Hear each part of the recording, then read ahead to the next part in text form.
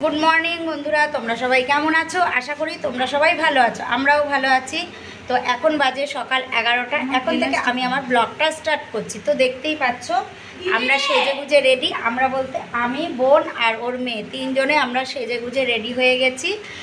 তো আমরা কোথায় যাব? আমরা যাব একটু নৈহাটি বড় মার কাছে। তো চলো, তোমরাও চলো, তোমাদেরও নিয়ে যাই। ডান হাতে পড়বি তুই। তো দেখো আমরা সবাই শাড়ি পরেছি, কিন্তু আজকে যেহেতু আমরা পুজো দেবো, উপোস করে আছি, উপোস করেই আমরা পুজোটা দেবো। চলো চলো, ছাতা নিয়েছিস? চলো যাই আমরা। বেরো বেরো, আর দেরি করিস না, অনেকটাই লেট হয়ে গেছে। চলো ছাতা খুলে নি, রোদের তাপ বিশাল। দেখো রাস্তা যেটা ফুল কুড়িয়ে নিল, ওই যে কানে গুঁজে নিল, জংলা ফুল কানে গুঁজে নিল। আমাদের ওখানে এই ফুলের বুকে করে বিক্রি হবে, দেখবে লোকে টাকা দিয়ে কিনছে। কানে গুঁজে নিল ফুলটা। ছাতা নিয়ে নিয়েছি, প্রচুর রোদের তাপ, প্রচুর। আমায় আর কেউ দেয়নি ছাতা।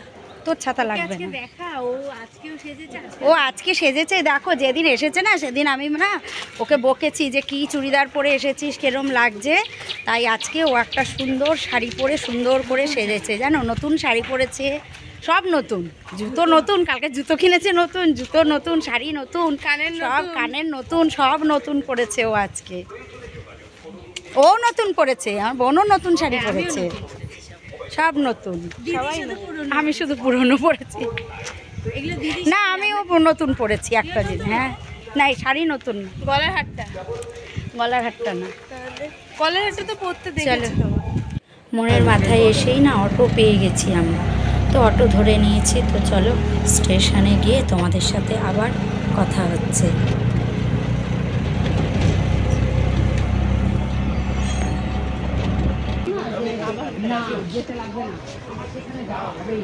আবার খাচ্ছে, দেখেছো, সব সময় খায়।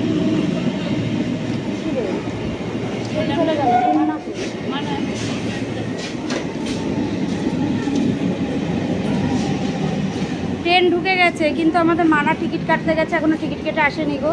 দেখো ট্রেন ঢুকে গেছে, ট্রেনটা ধরতে পারবো না। ও টিকিট কাটতে গেল, ওকে এত তাড়াহুড়ো করে আসতে পারবে? আর লাইন করলে তো হয়ে গেল। মানা কি ছুটছে? না, শাড়ি পরে ছুটতেই পারে। শাড়ি না পরলে দৌড়ে চলে আসতো গো। যা, ট্রেনটা পেলাম না। আমরা পুজো দিতে যাচ্ছি বড় মার কাছে। এরা সব না খেয়ে রয়েছে, আমিও না খেয়েছিলাম, কিন্তু আমি আস্তে আস্তে এত খিদে পেয়ে গেছে, তাই আমি বিস্কুট কিনে খাচ্ছি। খেয়ে দিয়ে আমি পুজো দেবো। যা, ট্রেনটা পেলাম না, ছেড়ে দিয়েছে। ট্রেনটা ফাঁকা ছিল, পুরো পুরো ফাঁকা ট্রেনটা। যা, কি আর করা যাবে, বসি। আসো, ট্রেনে উঠে গেছি আমরা, ট্রেন ছেড়ে দিয়েছে। এই কাঁচরাপাড়া পার হচ্ছি।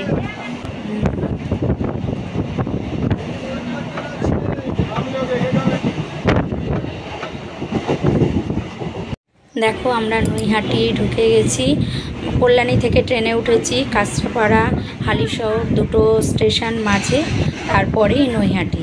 তো আমরা চলে এসেছি।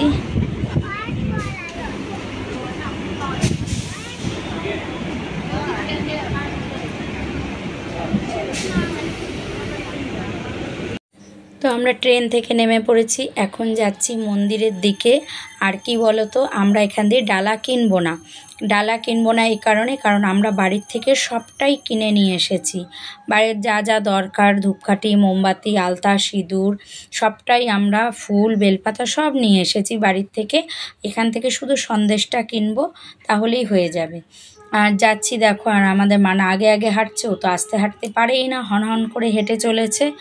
তো চলো যাই মন্দিরে। লাইন তো আজকে বিশাল পড়বে, তার কারণ কি বলো তো, আজকে হচ্ছে গিয়ে মঙ্গলবার, শনিবার মঙ্গলবার প্রচুর প্রচুর লাইন পড়ে। তোমরা লাইন দেখতেই পাচ্ছ, কত লাইন, প্রচুর লাইন পড়ে। সেই গঙ্গার কাছে লাইন চলে যায়, দিয়ে একটা গলি চলে গেছে গঙ্গার পাশ থেকে, সেই গলি দিয়ে লাইন ঢুকে যায়, মানে বিশাল ভিড় আজকে।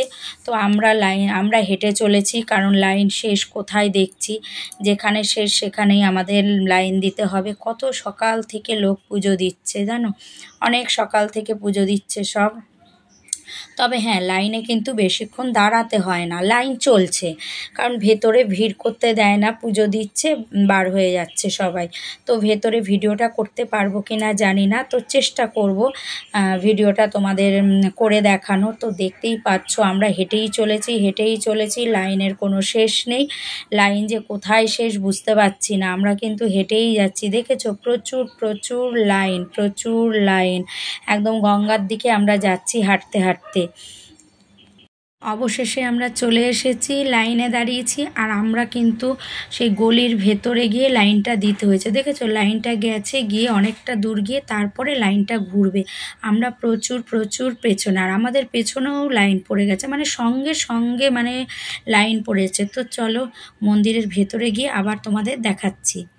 তো দেখো মন্দিরের ভেতরটা দেখো কি পরিমাণে ভিড়, দেখেছো? এখানে কিন্তু ওই যে তোমরা মায়াপুরে দেখেছো কিনা জানি না, মাঝখান দিয়ে পাইপ দিয়ে দিয়ে গলি করা, ওরকম পাইপ দিয়ে দেখো গলি করা, আরেকটা গলি দিয়ে বেরোচ্ছি, আরেকটা গলিতে ঢুকছি। ঢোকার সময় এক অশান্তি হয়েছে। কি হয়েছে বলো তো? আমরা জুতো রাখতে একটু বেরিয়েছিলাম, তো বেরোনোর পর আমাদের আর লাইনে ঢুকতে দিচ্ছিল না, কিছুতেই ঢুকতে দেবে না লাইনে, বলছে আমরা নাকি মাঝখান দিয়ে ঢুকে যাচ্ছি। কিছুতেই বিশ্বাস করাতে পারছি না যে না, আমরা একটু জুতো রাখতে ঢুকেছি। তার কারণ আমাদের সামনে যে ছিল না, সে তো অনেকটা এগিয়ে চলে গেছে। তারপরে ভেতরে গিয়ে যখন তার সাথে দেখা হলো, তখন তাকে যখন বললাম যে দাদা আপনার পেছনে ছিলাম তো আমরা, তবে গিয়ে যেন বিশ্বাস করে। মানে এমন পরিস্থিতি, কি আর বলবো। তো দেখো আমরা মন্দিরে চলে এসেছি, দেখো আমরা পুজো দিয়ে বেরিয়ে এসেছি। তো পুজো দিয়ে বেরিয়ে এসেছি, তো এখন একটু খাওয়া দাওয়া করব, খিদে পেয়েছে। এখন বাজে অনেক, এখন বাজে বেলা 1:30 বাজে। তো আমরা কিছু খাবো, খেয়ে না আমরা এখন বাড়ি যাব না, আমরা এখানে একটা না পার্ক আছে পাশেই, নৈহাটি পার্ক আছে। তো ওই পার্কেই আমরা একটু যাব, একটু ভিডিও করব, ঘুরবো, বসবো। রোদ পড়লে আমরা বেরোবো, বুঝেছো তো? রোদ যাবে তারপর আমরা বাড়ি যাব, কারণ রোদ মাথায় করে এসেছি, আর রোদ মাথায় করে আমরা বাড়ি যাব না। তো আমরা এখানে একটা হোটেলে ঢুকেছি খেতে। এখানে কি খাচ্ছি বলো তো? কচুরি আর হচ্ছে গিয়ে আলুর তরকারি, কচুরি আর আলুর তরকারি খাচ্ছি এখান থেকে খেয়ে তারপরে আমরা যাব। তা মানা বলছিল অন্য কিছু খাবে, তা আমি বললাম পেট ভরা একটা খাবার খেয়ে নিলে কি হয়, তারপর যা খেলাম, যেহেতু সারাটা দিন থাকবো, বাড়ি যেতে দেরি আছে, বাড়ি যাব সেই বিকেলবেলা। পুজো দেওয়া হয়ে গেছে, দেখো পুজো দিয়ে আমরা চলে এসেছি গঙ্গার পাড়ে, যেখানে কি লঞ্চ দাঁড়ায় জেঠি বলে, ওখানে এসেছি। কিন্তু আমরা যাব যেখানে ঘাট আছে, সবাই স্নান করে, ওখানটাও যাব আমরা। তো এখানে আমরা একটু এসেছি, দেখো বেশ ভালো লাগছে জানো, আর সুন্দর ঠান্ডা হাওয়াটা খুব ভালো লাগছে। অতিরিক্ত গরম, কিন্তু হাওয়াটা বেশ ভালো লাগছে। দেখো চলে এসেছি পার্কে, এখানে পার্কে চলে এসেছি। তো পার্কে আমরা কিছুটা সময় কাটাবো, কাটিয়ে বাড়ি যাব, কারণ 20 টাকা দিয়ে পার্কে ঢুকেছি। মাথা পিছু 20 টাকা দিয়ে পার্কে ঢুকেছি, অত 20 টাকা উসিল করে পার্ক থেকে বেরোবো, অনেকক্ষণ থাকবো, তারপর বেরোবো, ঘুরে নিই পার্কটা পুরো। ওদের ভিডিওই করা হচ্ছে না, কখন থেকে করে যাচ্ছে। আমার ফোনে চার্জ নেই, 30 আছে, সব চার্জ খেয়ে ফেলছে এরা। আমরা দেখো এখানে এসে বসেছি, ছায়ার মধ্যে বসে আছি, বুঝেছো? এখানে বসে যে যার মতো এখন ফোন ঘাটছি, অনেক লোকই বসে আছে।